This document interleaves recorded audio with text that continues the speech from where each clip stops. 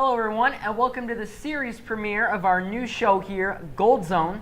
My name is Dominick Liacone. I'm Jack Townsend. And I'm Jack Ashby. And we are here today to bring you news from the sporting world, not just from the Chicagoland area, but also nationwide. So, Ashby, what are we talking about today first? Just a little about the NBA and the MVP race going around with Paul George and James Harden. I think those are the two most valuable candidates in this race, just because of how they're playing.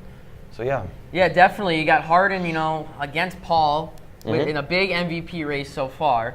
Harden's been good for the past how many years, but as well as he's averaging 38 points per game right now, and he's got 5.4 assists in the last 10 games. With the Rockets in 5th place right now, not only is he carrying his team pretty well, but they got another decent shot to go far in the playoffs this year. I feel like he's definitely leading his team. However, aside from MVP talks, I don't think, in the playoffs, I don't think he can carry his team. I think he's just even with the assists, I feel like he's just a ball hog. I don't feel like he wants to really share alongside Chris Paul. I feel like he just wants to take it into his own terms. And I really don't think that will get the job done in Houston. So you think if you had one shot to win the game, who would you rather shoot it, Paul George or James Harden?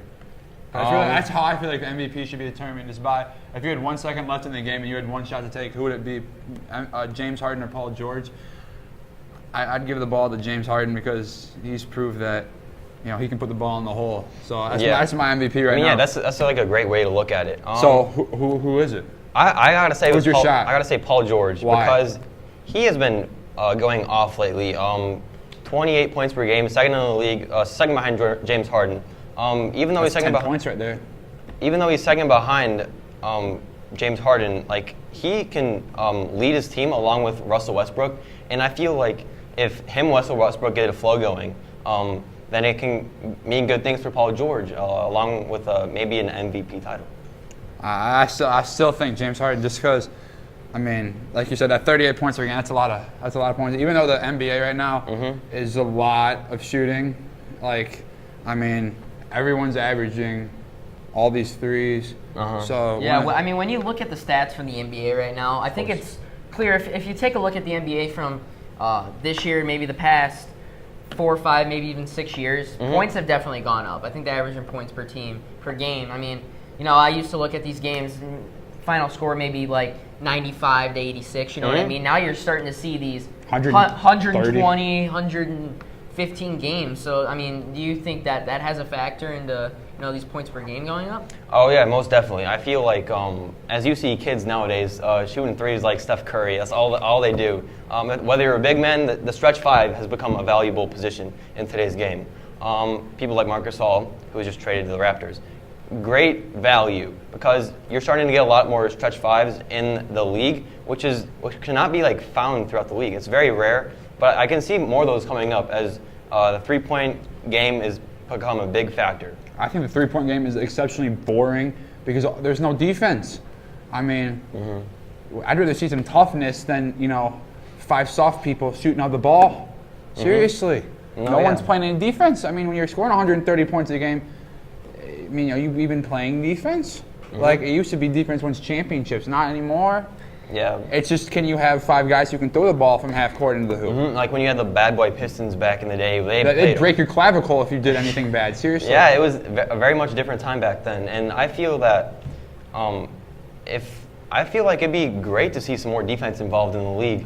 Michael Jordan, the best player of all time, hands down, was a decent 3-point shooter. He was a phenomenal mid-range shooter. Now a mid-range shooter he won't even get drafted because he's a bad player. So, I don't understand how that's bad because, Michael Jordan's the best ever, and he's the best ever at doing it. I just think that, the league needs to get some sort of defense, man, because even, Harden, the guy can play. Don't get me wrong, he's going to win the MVP, but 38 points per game, someone's got to stop this. And I feel like some teams just got to step up and do it, but this is the way the league's going. I feel like someone needs to just find a way to fix what's going on because, it's boring watching 130 points a game. Yeah. You go down the floor and you just know they're going to shoot a 3, but if it was the bad boy Pistons, they'd break your clavicle. Yeah, or your forearm. You never know. Yeah, so definitely, obviously threes have become, a huge part of the game. And with that, I mean, it brings up points. So when we're looking at Harden and Paul George's stats right now, you definitely see Harden has 10 more points per game than him. Of course, yeah. Even though Paul George has a triple-double in every single one of his last 10 games. Are you looking at stats as one of the definitive factors into who's going to win the MVP this year, or is it going to be more about grit, about hustle, about It's never about that. It's always about stats. It's always about stats? It's always about stats.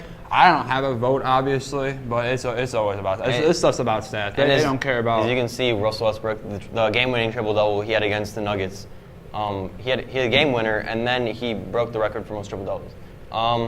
So yeah, I feel like stats have a very big impact. However, even though Paul George is averaging 28 points per game compared to Harden's 38, I mean, you're playing with Russell Westbrook. Like, he's kind of like one of the most, he's one of the guys that just carries the ball and carries his team. And, and it's fun to see the dynamic of Paul George and Russell Westbrook. And I feel like his points per game have decreased ultimately because of Russell Westbrook. And Russell Westbrook just wants to get points on the board. So you think that if Paul George is on a team by himself, say maybe like the Bulls, because they need a lot right now. Oh, yeah, of course. You think his points per game would definitely be higher? Because he would have a high. It's fair to say that if Paul George is on a team other than the Oklahoma City Thunder or the Golden State Warriors, his points per game would be higher than 28. Oh yeah, of course. You see Zach LaVine, like last year he wasn't anywhere as near as he was on the Bulls, where he's at. He's averaging plenty of points per game over there. I mean, yeah, but again, like the Bulls aren't really that good of a team, so it leaves a lot more room for Zach LaVine to operate. Now, if we want to talk about the Bulls, I feel like, did you hear about the Bulls GM just came out and said how they're not even going to go after a rising star that or any big names coming this summer? I mean, because yeah, I feel like that's how you win in this league is you have a big guy, like a big name. I don't really blame them, to be honest with you. They need something? I know, but I think for me, in my opinion, I think it's safe to wait. I think it's safe to wait until, for what? This whole tank for Zion thing, is this really a... They're not going to get him if they don't keep tanking. What do you think of this tank for Zion? I don't think that the Bulls will get Zion Williamson. I believe they're going to get RJ. They may get RJ Barrett. And I do like the idea of them holding back from getting an all-star, just because that they want to be such a young team. The fact if they get a big name in free agency, like how long are they going to want to be in Chicago? Exactly. But with a rookie, as you come into place, they have a zero idea of what the NBA is like. And so I feel like if you can start that solid foundation with a young player in the NBA, I feel like it'd be like a great opportunity for them. Right, and also with that being said for the Bulls, I mean, if you got a big superstar, big name,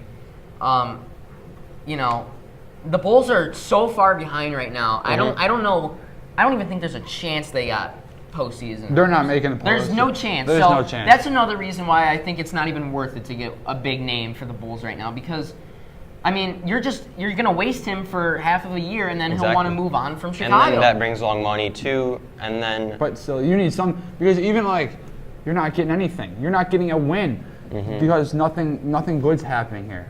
Exactly. It's painful. I feel like it'd just be best for them to wait and just see what they have in the next few years. Yeah, so, that's going to do it for this segment, our very first segment of the Gold Zone. Be sure to tune into the next segment where we talk NFL, our top 5 teams, and much more, all coming up next after these messages. Thank you for watching.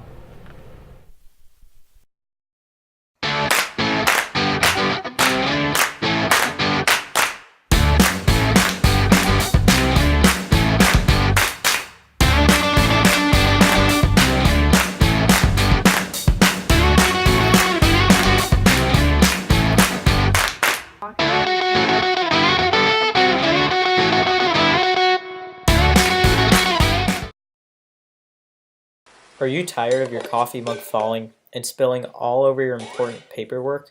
Well, you're going to need a new mug. Introducing the Mighty Mug, the only mug that lifts naturally but doesn't tip over. The Mighty Mug uses a suction technology that looks like any other mug but never spills. Watch as I throw these various objects at it. They're no match for the Mighty Mug. You'll never have to worry about leaving Mighty Mug on top of your car. So what are you waiting for? Buy now.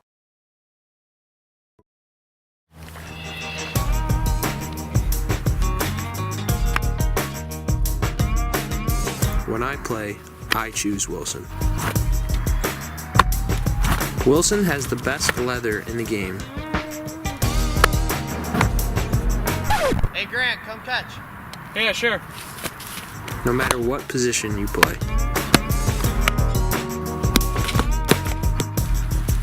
I wear Wilson. Do you? You know, we were all gathered around thinking the same thing. Why did we make this decision?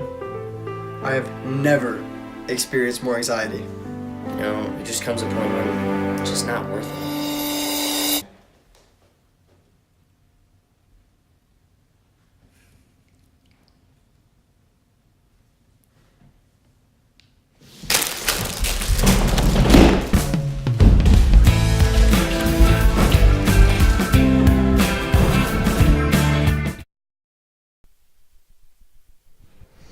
Hello everybody and welcome back to the Gold Zone. I'm here alongside Sam Appelbaum and Connor Burns.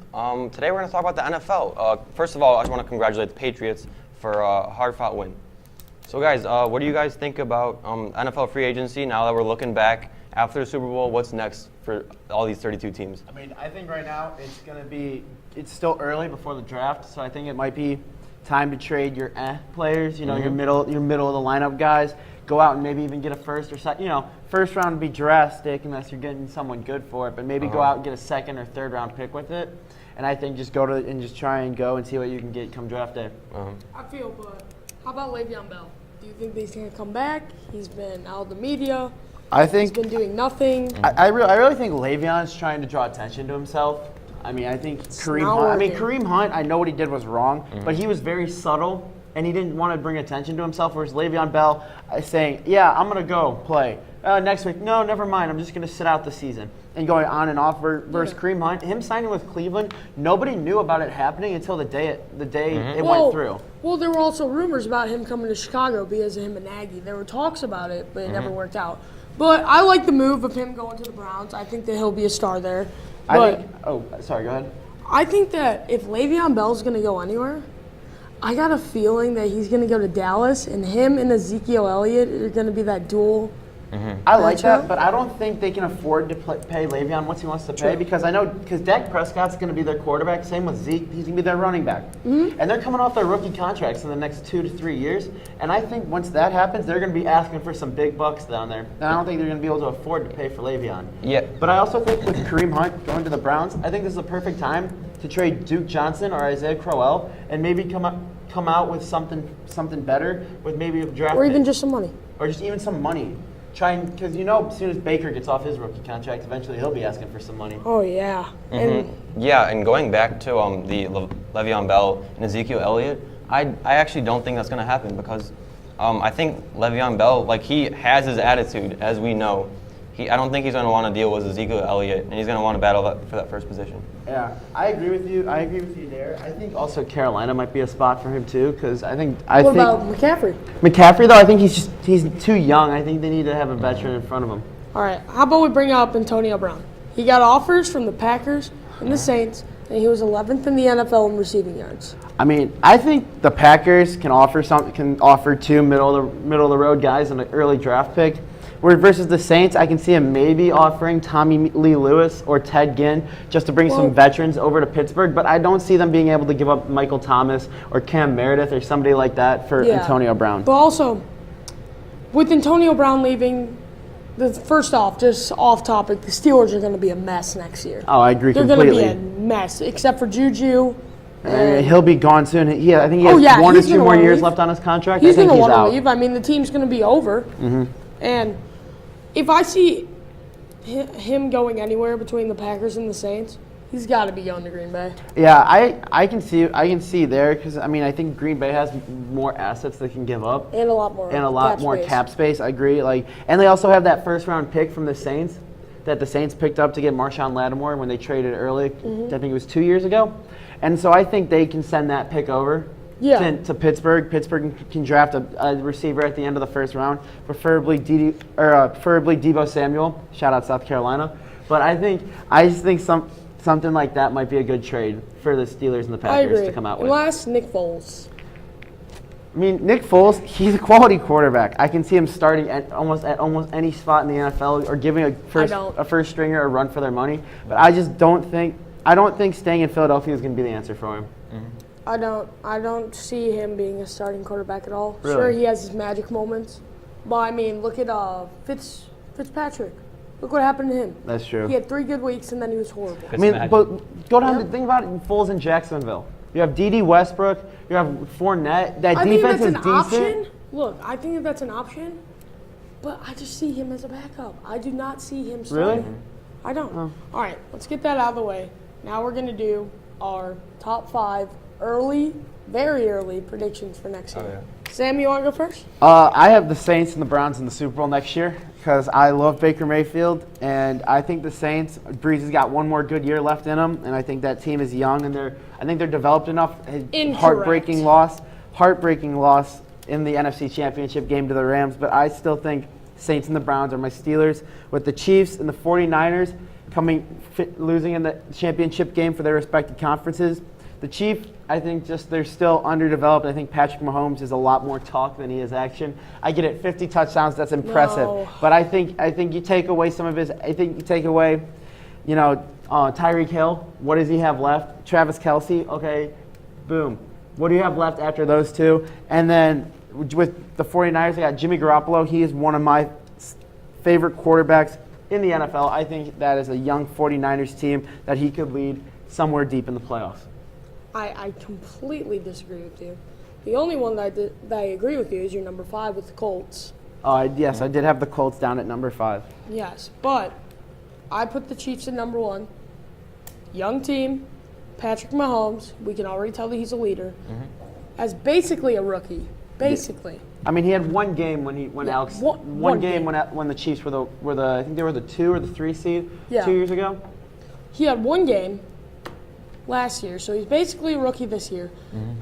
With him and other assets who are all staying, leads them to an AFC championship and loses to the team who won the Super Bowl. Chokes though. I think he choked in that. I watched that game. It was a heck of a game. It was a good game. It was. See, look, and against Tom Brady. Yeah, I respect. Okay, look, if the Chiefs are going to do anything, if they want that number 1 spot, they need to build up their defense. Number 2, I got the Rams. I feel like the Rams are just going to be back at it again. See, this is where I can just. All right, I'll let you. You go ahead. Number 3, I got my Bears. I respect.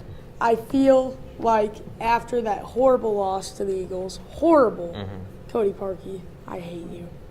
But I feel like after that, we can bounce back very easily. Mitch is going to keep growing. Our defense, young defense, is going to keep growing. And then after that, I have the Patriots. I just feel like it's going to be Tom Brady again. Sure, a little bit worse. Yeah. But they have Super Bowl potential. And then Colts. We both can agree on the Colts. Last year, they went ballistic. That was a great season for them. Here's where I disagree with you on the Rams, though. The Rams, that was the worst Super Bowl I have ever seen. Oh, yeah, it was. And the Rams put up the worst. I think the Rams offense played the worst they ever could this whole year. Mm-hmm. I know. No, it was a horrible Super Bowl, and I will agree with you on that. Mm-hmm. Yeah, it was a bad Super Bowl, but I mean, you just got to give credit to the Patriots for a good season. Yeah. I agree. So, yeah, that is all we have for today, guys. Thank you for tuning into the Gold Zone. I'm Jack Ashby, Sam Appelbaum, Connor Burns. See you later.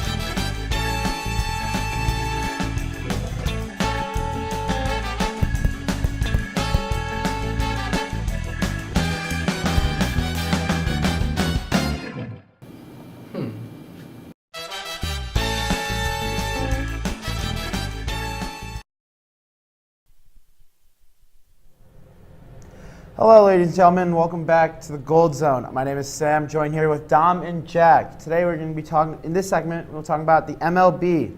First off, free agency. A quote from Justin Verlander. Free agency is rigged. What are your guys' thoughts on that? Sure, seems like it right now. Not going to lie, you got a lot of these marquee guys that have not signed yet. So many of these top guys, not just Harper and Machado, Kimbrel, Keuchel, all these different guys, Moustakas, they haven't signed anywhere yet. I don't know. I think they're waiting to see what the market's set to be. I think they're playing chicken right now. Market's going to close soon, though, when the games start. Yeah. And I think they're playing chicken right now. I think they're waiting to see what one guy is going to do. Is Bryce going to set the standard? Is Manny going to set the standard? No one knows who's going to make the first move or not. I think that's really what they're waiting for. I think Machado's going to be the one to make the first move. And I think it's going to happen very, very soon. And I think he's going to be signing with the south side of Chicago. Wearing number 13, playing shortstop. Representing those young boys. I've said it here many, many times. Representing those young boys that they have coming up through that system, I think that Machado is a great fit for the White Sox. I know we're not talking about that right now, but I think Machado personally would be a great fit for the White Sox, and I see him signing there very, very soon. I don't want to put a time on it, but I think it's very, very soon. Harper's going to hold out, though. With that, I think, though, you talk about the Sox having such a good farm system, but comes. Pitchers and catchers reported, was that yesterday or 2 days ago? Mm-hmm. Think about it. Teams are going to be coming down to Arizona and Florida soon where they're going to have their guys in their farm systems playing up with the big squads, Then soon it's going to get to the point where, we got this guy. What's the whole point of signing Harper and Machado when we're set with the young guys that are still going to take lower contracts? I totally agree with what you're saying there.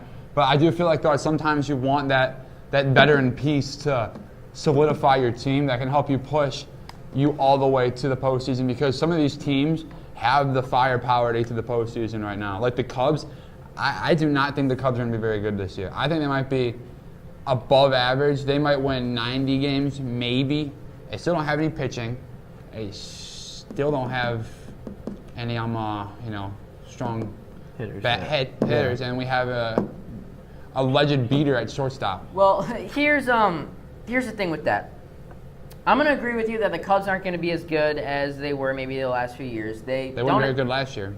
They were better than 2017. In 2017, the only reason they made it is because the Brewers weren't as good as they were last year, and neither were the Cardinals. They had a 92-win season in 2017, and they still got to the NLDS. We didn't make it to the playoffs last year, Dom. We did make it to the playoffs. We played one game playoff. That doesn't count. But I don't think that the Cubs are going to be that bad this year. I really don't think they're going to be as bad. They're not going to be as good. What pitching do they have? They've got John Lester, who's like 40. But he leads that staff well. Yu Darvish, he might not have an Arrieta-like arm, and he might not be as, what we thought he was going to be. But he'll be a quality starter for us if he just does what he's supposed to do. Kyle Hendricks, I know, he probably. He and Arrieta had two of the lowest ERAs in the National League in 2016. I know that was 3 years ago, but Hendricks has still got it. Even though he doesn't throw as hard as a lot of people think he should, maybe he throws 80, 88, 89 mile-per-hour fastballs, his ball moves, and he's going to get a lot of strikeouts this year. And then you've got Quintana, and he's going to do just fine. And then, for that fifth slot, maybe you put in Montgomery or any reliever that's really there. I don't know about Chatwood. We don't have a set rotation. That's the problem. That's why I'm still very skeptical. I would be shocked. I'm a huge Cubs fan, to say that first off, but I would be shocked if the Cubs are in the postseason this year. I would be shocked. I couldn't disagree. I am a very big Cardinals Cubs fan, but I can look agree very, with very you. hot. Yeah. And so do the Brewers. Just the National League Central in general, they look hot. Puig and Kemp go to the Reds. Goldschmidt goes to the Cardinals. You got Yasmani Grandal and some other signings going to Milwaukee. The Cubs didn't do anything. Well, if you think about it, the Cubs they still have talent where they are. They just haven't been producing. Bryant hasn't been producing. Bryant's on the DL the last couple of years. That's why. We need to move on. We need to move on is what I'm saying. We need to move on. We need to move on from Chris Bryant? Yeah. If he's The not gonna be- 2016 National League MVP, we need to move on from. Yeah. I don't know if he's going to be as good as he was in past years. Well, then we need to move But on. he's going to be an asset that the Cubs are going to need in the We future. need to move on. Speaking of moving on, let's go on to our topic within this. Kyler Murray, going with the NFL. How is that going to change the outcome for baseball? I mean, you got a young guy who won the Heisman Trophy, choosing between the MLB and the NFL. Where do you see him losing? I see him losing in his money. First off, yeah, he'll probably be a first-round pick because he did win the Heisman. He's very smart to do what he's doing. Let me just say that, because the year he had at Oklahoma last year was phenomenal. He was probably one of the best players in the country. Yeah. He was definitely up there. I think it would have been exciting, though, to see Kyler Murray be with the Athletics. I mean, the Athletics were already a good team, as we saw them. They were in the wild card game last year, even though they lost to New York, which was not a surprise because New York won 100 games and were only in the wild card. But I mean, you'll lose. What was Kyler Murray, an outfielder? Yeah. He was an outfielder. You're going to lose probably a big piece in that outfield. I don't know how strong Oakland's outfield is right now. I know they have a strong infield on the corner sheet. You got Olsen and Chapman. Two of the best hitting and by far fielding infielders in the game. I don't know how that's going to affect them. The Athletics did also have Chris Davis too. He led the major leagues in home runs. So, I don't know how that's going to affect the team if Kyler Murray would have helped them win more games or less games. But, I mean, that was a loss for the Athletics to me. I feel like that is a very good loss to the Athletics, but it's a very smart move by Kyler Murray because he's going to make his baseball contract plus that NFL contract that he's going to sign come April. Because, yes, his career will probably not be as long in the NFL, because in baseball, your career is usually a lot longer. Guaranteed at least 15 if you're a good player. Almost guaranteed 10 to 15 years, I think. You get at least maybe 2, 3, 4, maybe even 5 years longer, like you said, when you play for the MLB compared to the NFL. Yeah, I agree completely on that. And so let's go with a question within that. Kyler Murray, so I just lost my train of thought on that. Sorry. So let's see. With Kyler going, then what do you think you get the more guaranteed money?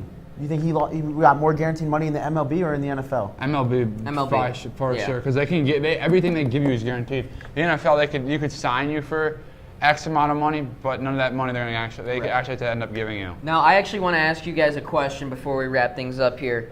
I want you guys to tell me if you'd rather have Harper or Machado, and after that, where you think he's going. For me, I think right now I'd rather have Machado. I see Machado either going to the Yankees or the White Sox. Where's the Yankees going to play him? You can only play 9 guys. But for me, I think Machado's going to end up in the South Side. What about you, Sam?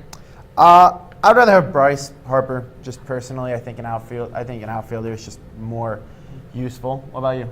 I definitely would have Manny Machado, like I said earlier, and I think he's one of the White Sox. And to close out with this segment, I'm Jack Townsend with Sam Appelbaum and Dominick Liacone.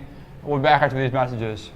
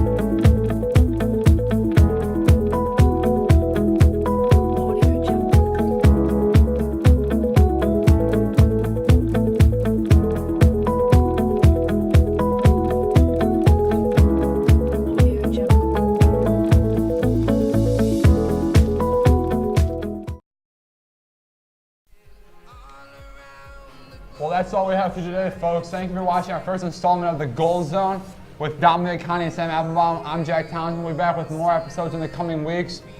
Thank you for watching. And if you like what you saw, make sure to hit that subscribe button down on our YouTube channel, as well as hit that notification bell to know when our new episodes come out, as well as great other content on this channel.